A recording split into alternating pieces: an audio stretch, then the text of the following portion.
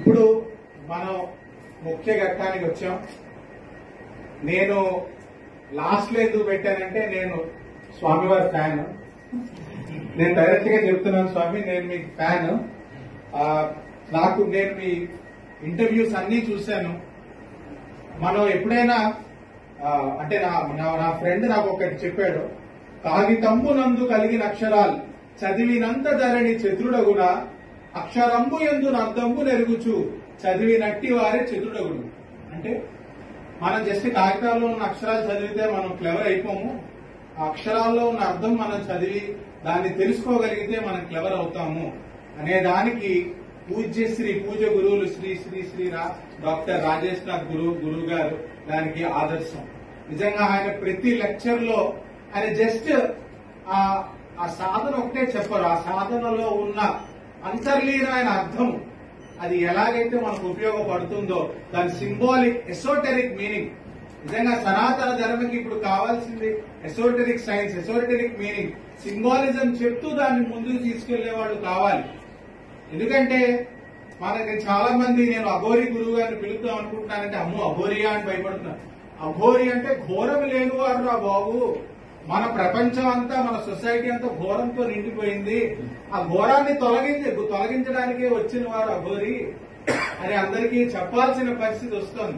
ఎందుకంటే చాలా మందికి ఆ సింబాలిక్ మీనింగ్ తెలియదు, అసలు అఘోరి అనే పదానికి అర్థమే తెలియదు.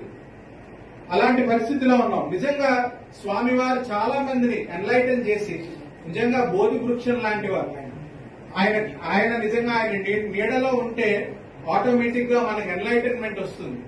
సో స్వామివారి గురించి చిన్న పరిచయం. పరమ పూజ్య గురువు గారు శ్రీ శ్రీ శ్రీ డాక్టర్ రాజేష్ నాథ్ అఘోరి గారు. ఆయన తంత్రశాస్త్రంలో first doctorate in the world. తంత్రశాస్త్రంలో ఫస్ట్ డాక్టరేట్ గ్రహీత.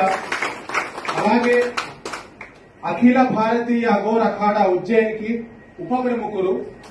అలాగే ఆయన ఇండిక్ ధర్మగురువు. ఆయన ఇసోటెరిక్ అండర్స్టాండింగ్ ని ముందుకు తీసుకెళ్లి, అంటే మనం చేసే ప్రాక్టీసెస్ అయినా మన రిచువల్స్ అయినా దాంట్లో ఉన్న అంతర్లీనమైన అర్థాన్ని ముందుకు తీసుకెళ్తూ దాన్ని అందరికీ చెప్తూ తెలియజేస్తూ.